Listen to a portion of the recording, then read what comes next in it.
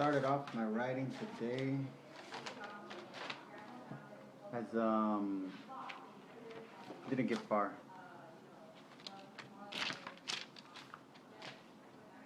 That's all I got, and it's not even right upon review.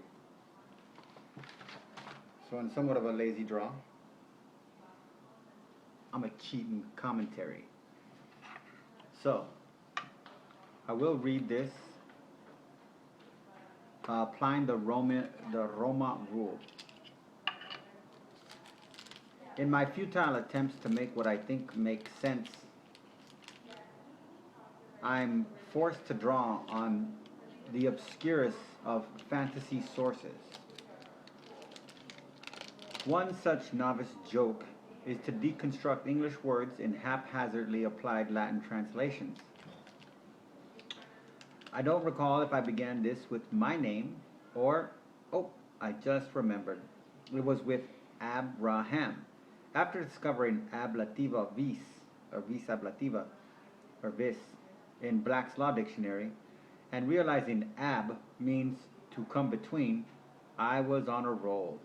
I took that name down to mean, and then I translated ab, cut off, and then I didn't get any further there. So, well, cutoff is not actually incorrect. It is not actually correct. Especially not in the context that I'm trying to make a point. So, it's even less correct when it doesn't go with the point I'm trying to make.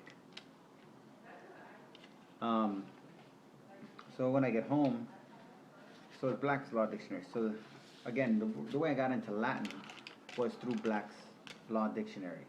What got me into Black's Law Dictionary was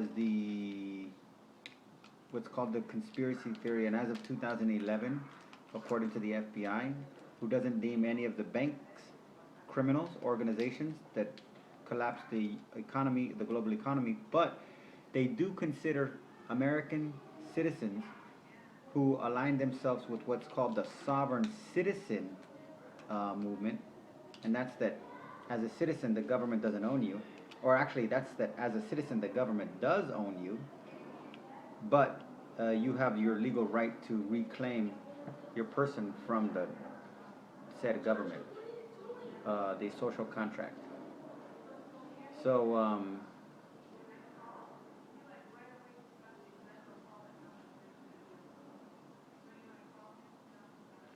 they are declared terrorists according to the FBI, which is Comey. But it's very important again. None of the banksters that were involved in any level of any of the catastrophe of 2008, or the professors at Fuqua School of Business at Duke University who were teaching their students all the way up until September that the same thing as McCain. That's why McCain said it. McCain wasn't in on it.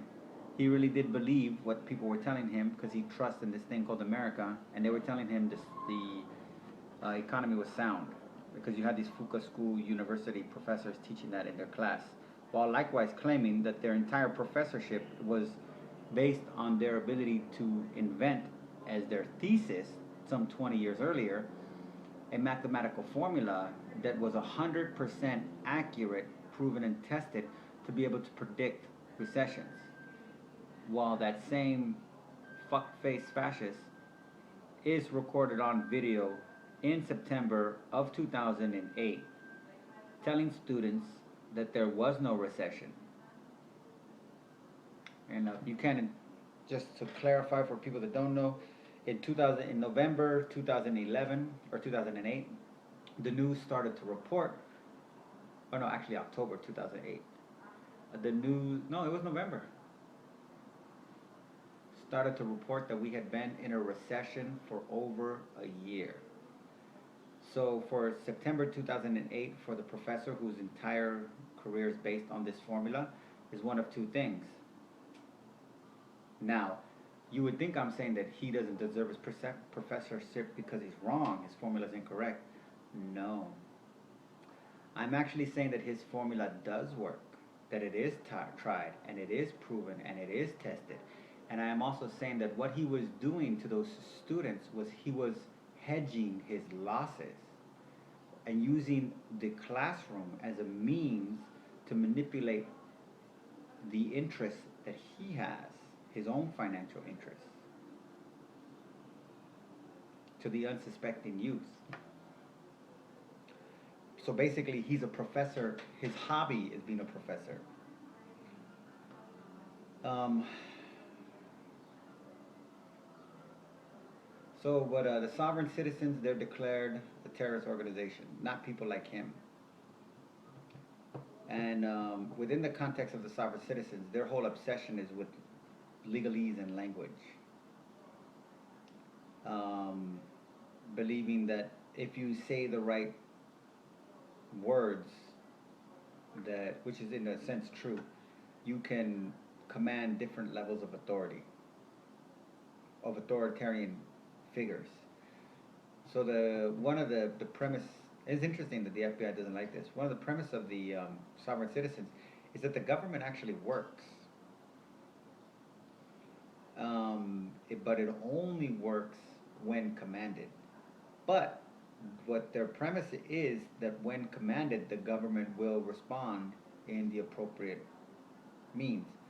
The absence of what's considered sovereignty as opposed to liberty, I like that. Because liberty is a relationship that you have to an authoritarian figure. It's a tax-free status. Sovereignty, you're taxed by the sovereign. If you're a sovereign, you have no one above you. So this is the difference. So this is one of the reasons why it's so dangerous too. And libertarians are basically the first line of defense against the idea that a nation is not greater than any individual in it. Homeless, child, prisoner, poor, slave, period. Male, female. Sane, insane. Criminal, non-criminal.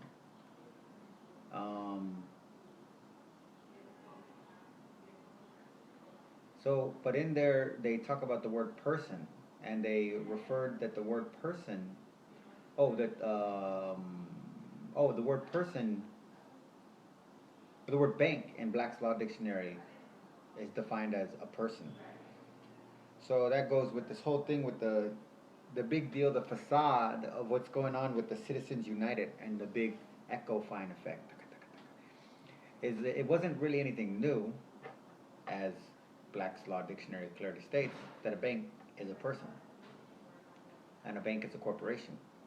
So it's not that the Supreme Court reinterpreted anything, but it is that they aligned the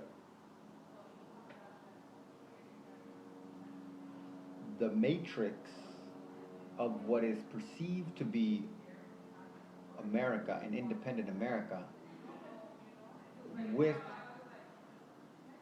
the legal structure that is required to sustain the relevance of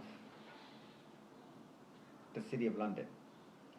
So that's very important, because now here, even without the sovereign citizen, the City of London exists only because the laws that surround it are not intended to emphasize the City of London in and of itself. The entirety of the legal system around the City of London is to denigrate anything not of it. So, in the American system, it's not that it was ever out of sync. It's just, I guess that's where they, like George Bush on September 11th, 1991, senior, on a presidential speech, said, New World Order, as we get ready for this New World Order. The order is just, it doesn't mean that someone's taking over. It's just like a repositioning, like a remodel. That's about the gist of it. So a bank in Black's Law Dictionary, 4th edition, all the way back then is a person, and it goes even further back. And this is again while the crown is an LLC and the Vatican is the Holy See, which is the eye above the pyramid on the back of the dollar bill and the Masonic seal. So,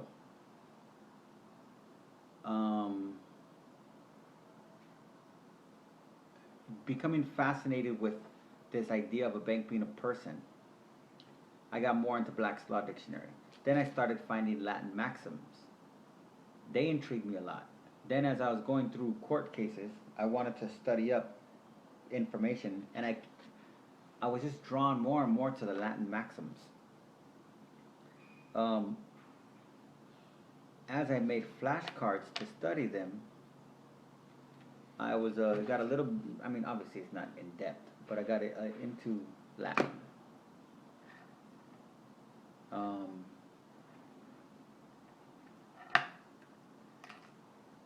So when I come across, so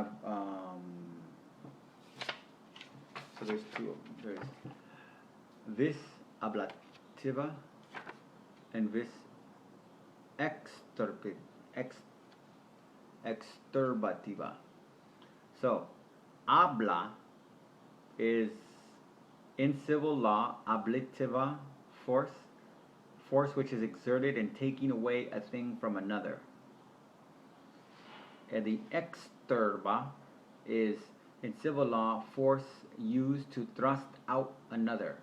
Force used between two contending claimants of possession, the one endeavoring to thrust out the other. Calvin. So the exturbativa force is what justifies police murder of non-white Americans. Actually, of civilians. Because the definitive line is there's a difference between the government and the people. When the government is made up of people, the people who are the government decide who we the people are. The people who are not the government, even though they believe that they voted representatives in, are not the government because they voted representatives in.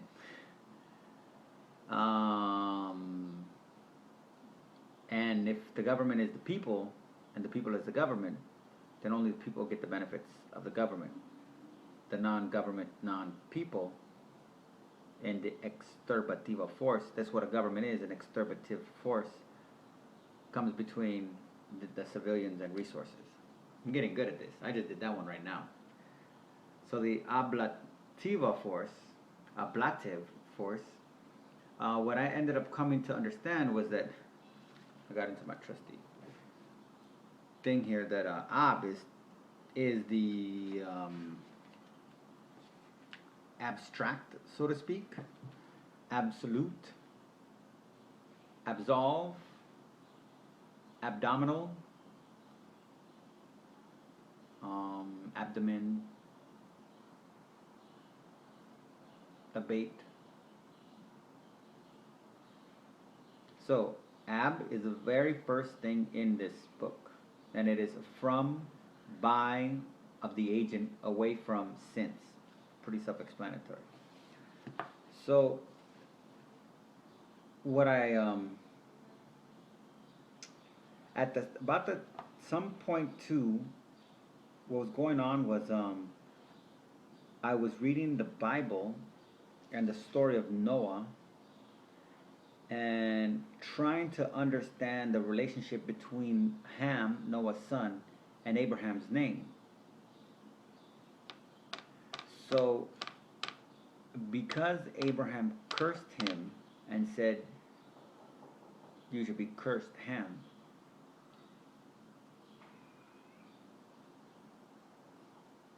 or because Noah cursed him. And then after Noah, Abram is renamed Abraham. To me, that signified an intentional rebranding, so to speak. It's a point. It's telling you it's emphasizing as if there's a transition from one goal to another. But it's just basically initiating a new goal, whether it be a conversion from an old goal or initiated fresh one. So the fact that I was able to then decipher two parts of his name, and I recognized that Ham in Abraham's name referred to, and the obviously that's what I meant the novice because I'm using English. I understand what I'm doing. But Ham, taken to be Canaan, which I had already tossed around the idea in some of my writings that Canaan was essentially the crown of Africa. So Ab is take away through an agent. Ham is Canaan, or what I refer to as the crown of Africa, which is a symbol of all of Africa. And it's even bigger than that, but I'm just working here on a, okay? And Ra is the Egyptian sun god. So the way I put it together was take the sun god, take God from the people of Africa. So, and if you understand God to be, if you get behind all the veils of what God is just the interpretation of reality. So you have to take away the ability to perceive reality from the children of Africa if you want to conquest them. That's the moral of Abraham. Done. When I got into it in my name, Timor, that's fear. I know in Greek it's Timotheus, and that's honoring God. Being able to draw the vernacular connection between Timotheus and Timor with the concept of honor and the concept of fear, it's not that. That's why they say in the Bible, the fear of God. The next one that I got into that really got fun, I like this one a lot. I started doing this a lot, too much, was democracy. Because democracy is claimed to be a Greek word, and I got into a pussy fit about, hey, we know what, everything else they do is Latin. The words and e novus plurum and all this kind of shit like that, every fucking, all the legal stuff is all Latin. Then why would they use the word democracy, Greek? That's like literally like the only Greek. Even the Capitol Hill is a Roman word, it's not English. Capitol is the Roman temple of the Roman god of the Latin for the, oh no, Capitoline, I guess. It's an Americanized version of the temple of Jupiter. Not the temple of Jesus, not the temple of Solomon, not the temple of Moses or Abraham, or the temple of Christianity, but the temple of Jupiter. That is the heart of the American country. All these Christians, they serve Jupiter. So, but when I got into democracy and I tore it apart in this book, it's pretty interesting because the concept still maintained. The getting into it, the struggle is that it's not going to make any sense, or it's not even going to be here. But I was able to break down Democrace, C-A-R-S, with the long A, and there's no Y in Latin, so I transfixed X, and it basically comes to something along the lines of to unfold the future in uncertainty. So that's what democracy is, the way I interpreted it. And obviously, no. Oh, here's one too. Timoris. A frivolous fear is not a legal excuse. So that's an example of Timoris. Me seeing my name here and recognizing, oh wait, my name is Fear.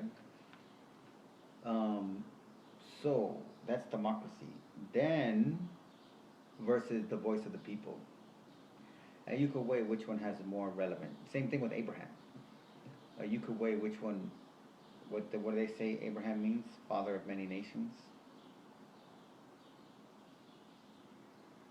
So now my latest one, all that to do is to get to my latest one. Now again, none of this has to actually work. Oh, as a matter of fact, let's look up capital before I do my latest one. Well, I only got 10 more minutes, but I want to look up capital. See if it's in here. So, okay. Now here's this is beautiful. Capital, capitale, capitale. Capital. The A has a sound. Capital crime or the punishment due it. Capitale. Capitalis, belonging to the head or life. Deadly, mortal, dangerous, excellent, first rate. Capitolium, the Capitoline Hill of Rome. So that's it right there.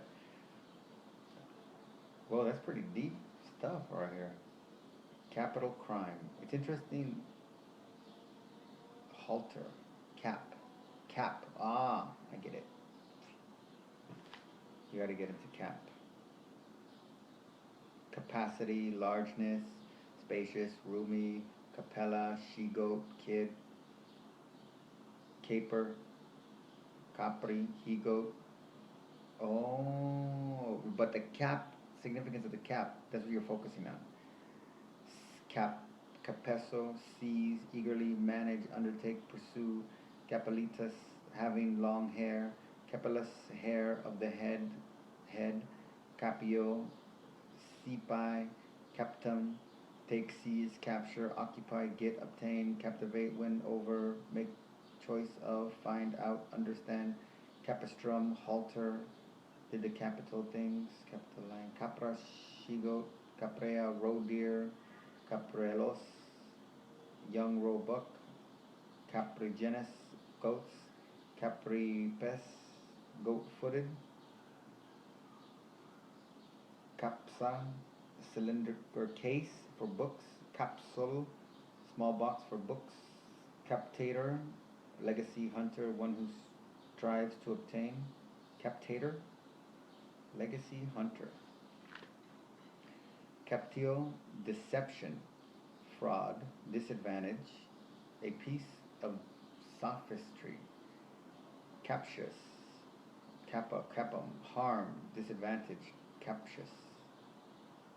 Captivitas, captivity. So okay, anyways, we get the gist of cap. I like that captator, legacy hunter.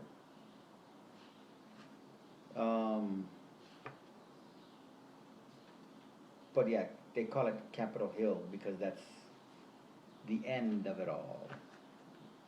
That's the pinnacle. But now, who are they? Who calls it Capitol Hill?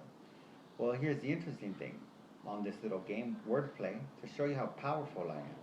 You can't fuck with this shit. Actually, let me bring this closer. This is deep shit. Nobody could fuck with this shit. In fact, this shit deserves a getting a hit. This is how crazy this shit works. Okay? Now, people say capital. Washington, D.C. is the capital of the United States. Okay? They are speaking a different language, well, translated, so to speak, completely different language, as of the participants in the government that's work on Capitol Hill.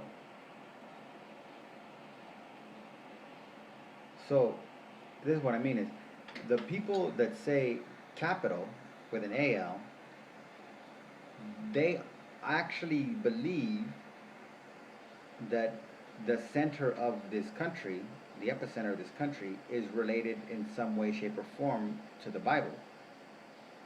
Which it is, in the sense that the people that wrote the Bible are the epicenter of the country.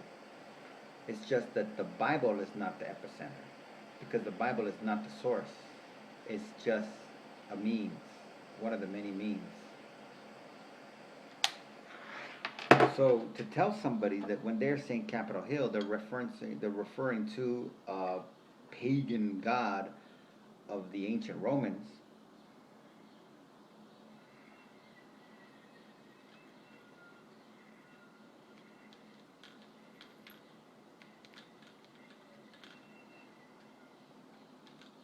being right actually discredits you. So, I'm trying to be right to discredit myself. And let's do a new one. Let's get really nasty and dirty. 5 minutes left. To show you how sick I can get with this shit.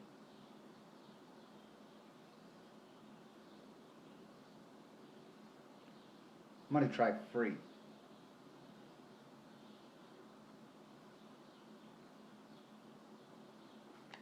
Freemason. So it's gonna be tricky here. We don't have free, and then have self. So we have some words here. We're gonna have to put free together. We could use the computer, obviously, but fremitus, fremitus, roaring, shouting, clashing, mutter, loud, murmur, or buzz of applause, etc. Frimo, free ui, fremitum, roar, growl, rage, murmur, clamor for. Fremor, fremoris, low, confused, noise, humor. Frendeo, gnash of teeth, grind small. Freno, bridle, curb. Frenum, bridle, bit, check. That's actually the first two that have free in it. The other ones have fre. Frequens, frequentis, frequent, usual, general, crowded, populous. Now, I don't know if this is stretch, but I think there's a way that you can actually see the conceptual connection between the concept of curb or bridle bit check, and frequent, usual, general, crowded, populous. Not saying an immediate direct identification, but a conceptual identification. Frequentia, frequency, crowd, abundance of persons or things. Bit, check, curb. So, do you detain a person? To the police, when they put a person in a cell, for the most part the person is detained as much as by the walls, primarily by the space. Frequento, frequent, repeat. Fretum, fretus. Fretus, straight, narrow, sea. Fritas, relying upon, thrust to, and then it gets into frico, rough chaff. So,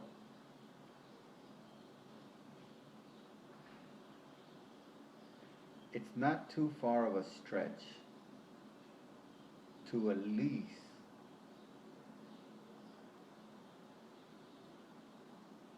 be able to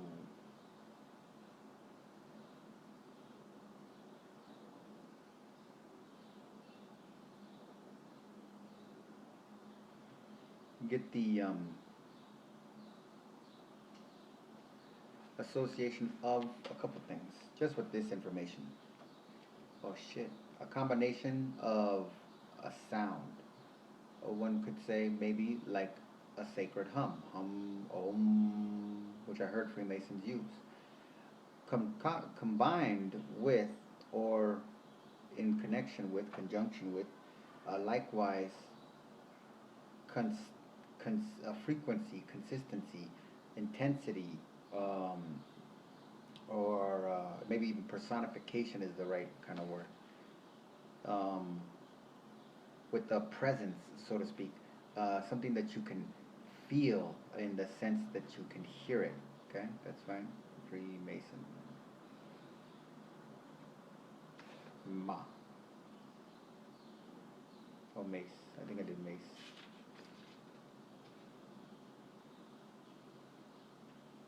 Yeah, mass. So mace or maris is male, masculine, manly. Um, I guess keep it simple, huh? How did I decide to break it up in that context? I did. This is what I came up with.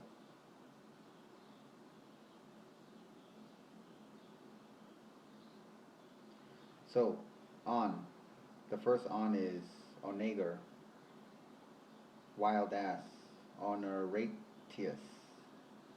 honoratium, that carries loads, cargo, onero, load, burden, aggravate, onerous, burdensome, onus, burden, onestrum, laden, onyx, yellow marble, opaque, shade, overshadow. It's kind of the same thing as burden on top, so to speak. Opaquish, shady, dark shadowed, overshadowed, opella, little effort, trifling duties, opera, pains, work, labor, task. Same thing as burdensome. Opportunum, cover, lid, covering, same thing. Cover, so you get, so it's a presence that, it's a masculine presence that you can feel that it somehow is associated with the concept of duty. It's like, I mean, granted, it's a cheesy way of doing it, but it is a very chauvinistic, which I've been saying anyways, which is fascism. So, I mean, it's not, you have to make sense. You gotta say the same thing over and over, and in as many different ways as you can say it. It's fascism. What does that mean, though?